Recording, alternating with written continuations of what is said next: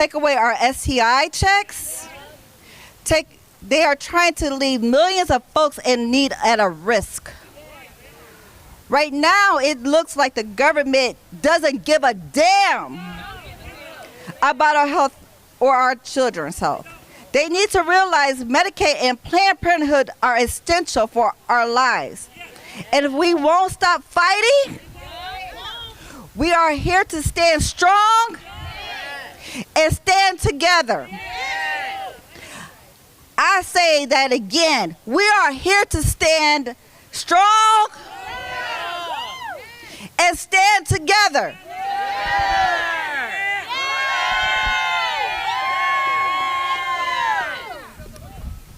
Thank you, Silk. That was silky. That was silky. I'll tell you what's not silky is that damn bill. All right, y'all. Again, this is about real people, real impact. This is folks standing up and willing to not only share their stories, but like to take action on behalf of not only themselves, but America. And one of our incredible leaders from, again, one of our amazing affiliates from the Ohio Organizing Collaborative, Miss Jillian Arnold. Bring it for Jillian, y'all! Jillian, what you got? I know it's really hot out here, so thank you all for hanging in here with me. And thank you for giving me the opportunity to speak today. My name is Jillian Arnold, and I'm here today not just as a concerned parent, but as the voice for my two vulnerable children, Roman and Stella, whose lives depend on the decisions made by those who have the power to protect or dismantle their care. My husband and I were utterly devastated when at 8 months old, our seemingly healthy son, Roman, was diagnosed with a rare and progressive genetic disease called ASMD. That diagnosis turned our world upside down, especially because just 3 days prior, we had found out we were pregnant with our daughter, Stella. When she was born, our hearts were shattered again to discover she too had fallen into the 25% odds of inheriting this condition. Like so many families navigating the unimaginable, we quickly learned that love alone is not enough to meet the complex needs of our children. We needed help. And that help came through Medicaid. Because of their diagnosis, Roman and Stella are nonverbal, tube-fed, and non-ambulatory. They rely on my husband and me for every aspect of their daily care, from feeding and positioning to medical treatments and therapies. For some, this may sound overwhelming, but for us, this is what unconditional love looks like. We do it because they are our children, and they deserve the same joy, safety, and dignity as any other child.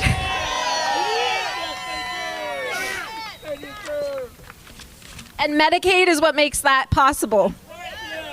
Medicaid is not just a line item in a budget. For us, it is a lifeline. For our children, it is a matter of life and death. It's the reason they have access to the therapies, medications, medical equipment, and specialized care that they need, not just to survive, but to have a chance at a comfortable and fulfilling life.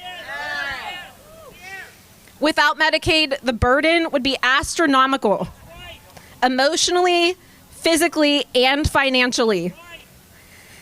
Every hospital visit, every therapy session, every home nurse, they are not luxuries for families like mine. They are necessities. They keep my children safe, stable, and progressing at home. Medicaid fills the critical gaps where private insurance falls short, especially for kids with rare, complex conditions like ours. Cutting Medicaid would jeopardize their care and unravel the fragile support system we have worked so hard to build. And let me be clear, we are not alone. Thousands of families across this country live this reality every single day. People who work hard, pay taxes, and care deeply for their children, yet still need Medicaid because our system was never built to handle the true cost of raising a child with special needs. I urge you all to see the human faces behind these numbers. The small victories we celebrate, like when our 7-year-old recently started holding his head up on his own again, thanks to treatments and therapies we could not afford without Medicaid. Or our daughter, when she reaches new milestones because this program gives her what she needs to thrive. These moments are priceless. And they are only possible because Medicaid exists. Cutting Medicaid is not a cost-saving measure. It is a life-altering decision with consequences that will be felt in emergency rooms, special education classrooms, and in the exhausted homes of families already stretched beyond their limits. I am here today begging our leaders, do not turn your backs on the most vulnerable among us.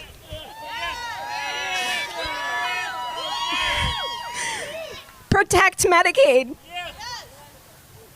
Not just for my 2 beautiful warriors, but for every child who depends on it to live, to thrive, and to have a future. Because when you cut Medicaid, you're not just cutting a program. You're cutting the lifeline of children like Roman and Stella. And that is a line we must never cross. Thank you.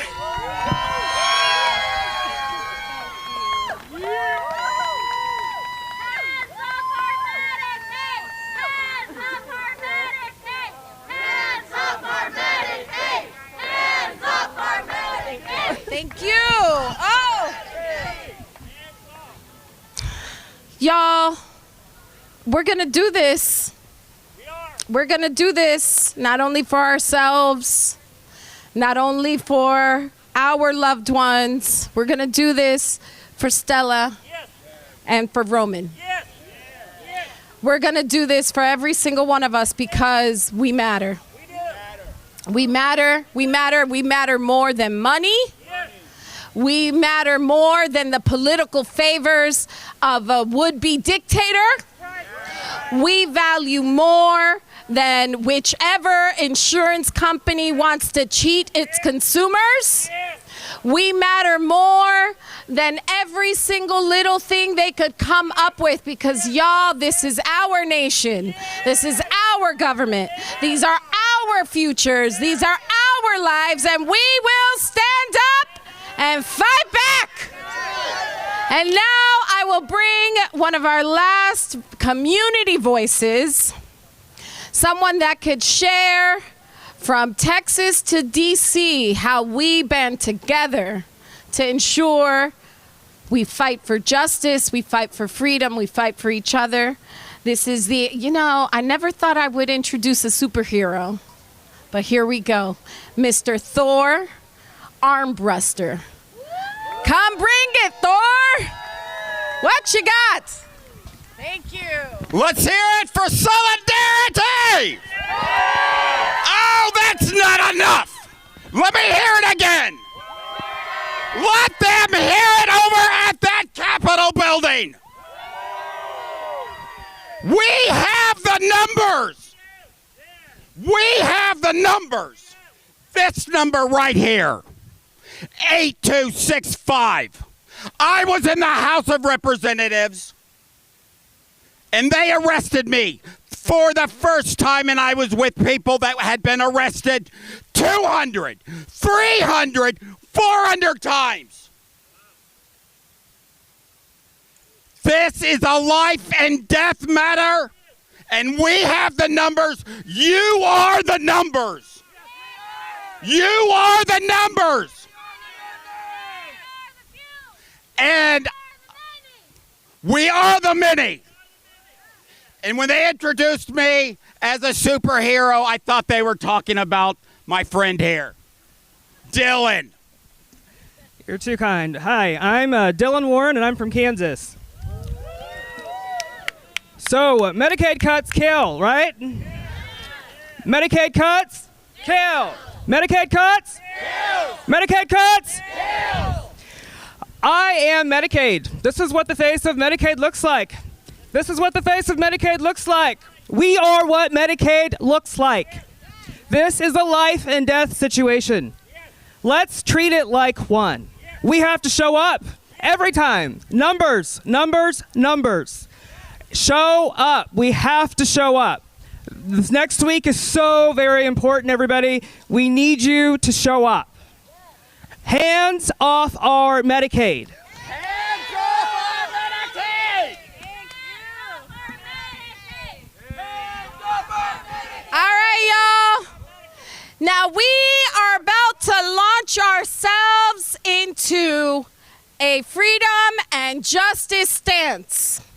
And in order to get ourselves ready, we have, yet again, an incredible friend, an incredible organizer, an incredible leader. This individual, this senator, did not just discover organizing and fighting for freedom yesterday. This individual does not just bring it Monday through Friday and then leaves it home or leaves it in the office come weekend. Here's a leader who has been fighting from home in Atlanta all the way to DC and across America for what is right and what is just. And to close us out with a little bit of fire and a whole lot of yes, we can, it is my pleasure to introduce the great senator from the state of Georgia, Raphael Warnock. Thank you, sir.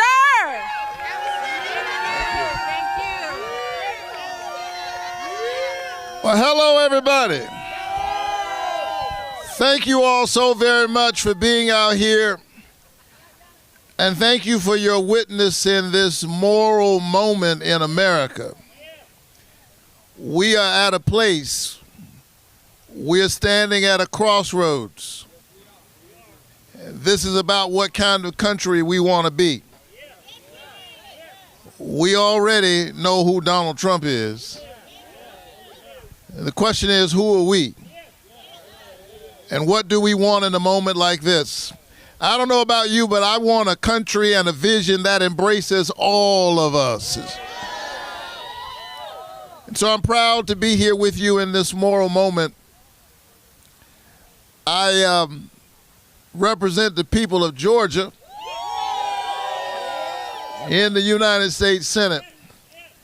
And I'm deeply honored that they would send me. You know, it's a real honor for the people of your state to say that since we care about our children and we want the best for them, and we care about our mothers and our fathers as they deal with the blessings and the burdens of aging, because we believe that everybody ought to have health care and every child ought to have a chance. And since all of us can't go to Washington, D.C., we're going to send you. And we're going to trust that in rooms of power, you will remember who sent you there. That you will remember your covenant that you have with the people that you represent. I think about that every single day.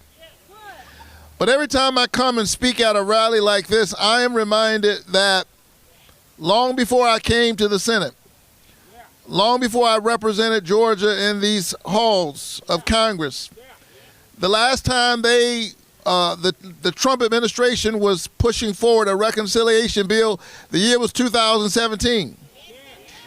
And I was here not as a senator, I was here as an agitator.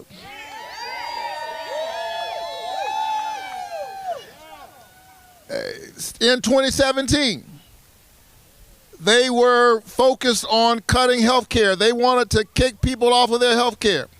You all remember that? They were trying to repeal the Affordable Care Act. They said repeal and replace, but they didn't have anything to replace it with. And I was here that day as an activist pastor of Ebenezer Baptist Church, where I still serve. And we were gathered in the rotunda of the Capitol, praying and singing. It was clergy from various faith traditions all across our country. And the Capitol Police came and they said, pastors, if you don't disperse because you can't sing and pray in this rotunda over here, we're going to have to arrest you. What they didn't understand is that I had already been arrested. My mind and my heart and my imagination had been arrested by this idea that we are much better than this and that the wealthiest country on the planet can afford to provide basic health care to all of its citizens. And so they arrested me that day, and I thought it was a small price to pay. But in the years since, the people of Georgia have seen fit to send this guy who was used to fighting from the outside to work on the inside. And that's what our fight has to be about, y'all. It has to be an inside fight and an outside fight. Are you ready to make it happen? We've got to fight on the inside. And we've got to fight on the outside. Because I live in Atlanta, I get to walk around and rub shoulders with giants all the time. I was John Lewis's pastor. Zernona Clayton, another lieutenant of the movement, who Dr. King, she's short, he used to call her big. She's a member of my church. Dr. King's sister, up until 2 years ago when she passed away, she was always sitting on the second row while I was preaching. Can you imagine preaching in front of Martin Luther King Jr.'s sister every Sunday? But Andrew Young, who's in his 90s, is still with us. Let's hear it for Andy Young. He's been fighting a good fight for a long time.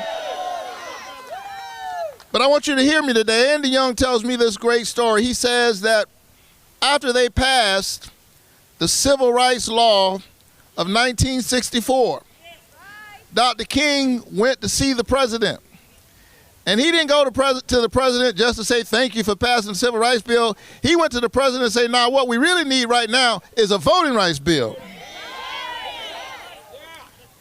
He said, my people are not able to vote in the South. And so LBJ said, Martin, I understand what you're saying, but I can't do that right now.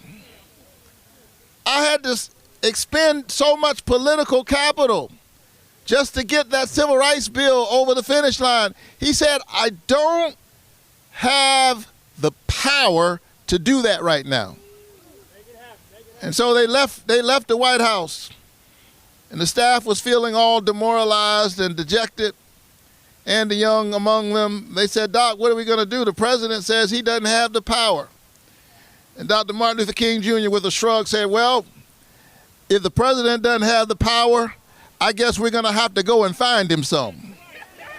We're going to have to go and give the president the power that he needs to do what needs to be done. And that's why they went to Selma. Selma was the answer on the outside for what they weren't able to do on the inside. Do you understand what I'm trying to tell you? I'm trying to tell you that I need you on the streets while I'm fighting in the suites. You have to create the context for change. And hear me, and I know you all know this, but you got to spread the word. You have to do it through peaceful means of protests. Otherwise, you lose your moral credibility. You lose your voice. You cannot allow yourself to look like that which you deplore.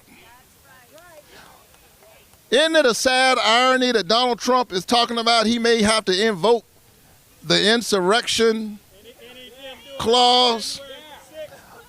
Imagine that. The insurrectionist president wants to invoke the insurrection clause. But we cannot allow ourselves to look like him,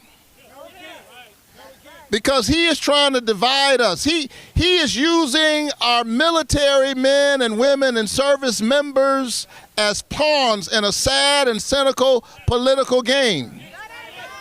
He does not respect the military. How many veterans do we have out here? Raise your hand. I know we got folks who served. Give our veterans a great big round of applause. Donald Trump does not respect our service members. He calls them suckers. He calls them losers. And now he wants to use them in his sad and cynical political game. He wants them to show up on the streets in war gear because he's trying to convince American citizens that we are at war with one another. Well, I've got news for Donald Trump. We are not at war with other American citizens. We are at war against bigotry. We are at war against xenophobia. We are against war against a sad policy that would take food out of the mouths of hungry children in order to give a tax cut to billionaires. That's what we're fighting against. Are you ready to stand up in these streets? Are you ready to fight for health care? Are you ready to fight for human dignity? We need you in this moment. And so tell our young sisters and brothers, they're trying to pull my coat tie. You asked the Baptist preacher to speak.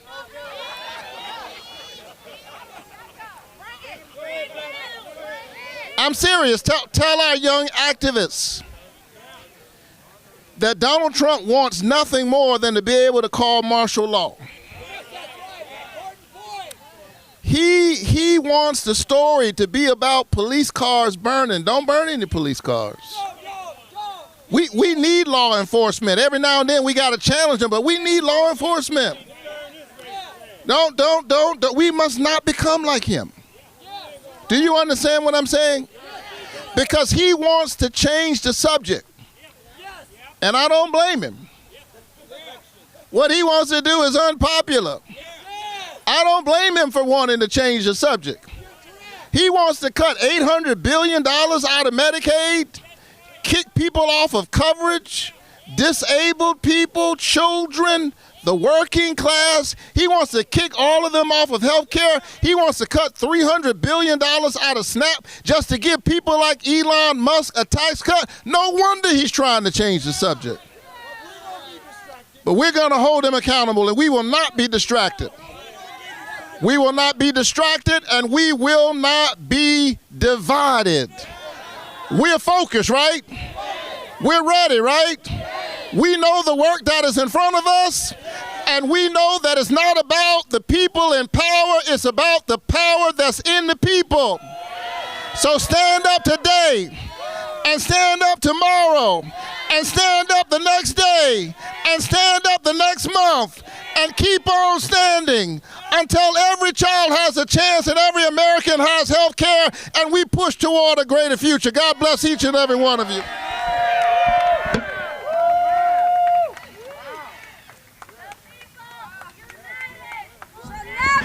Defeated. People united shall never be defeated. Y'all, thank you. Now, huddle up, y'all. You want to know what's going to happen next? I'm going to yell it so folks know. All right. I believe the plan is to make sure that we are nourished. So the team, I want Jaren's raising both hands.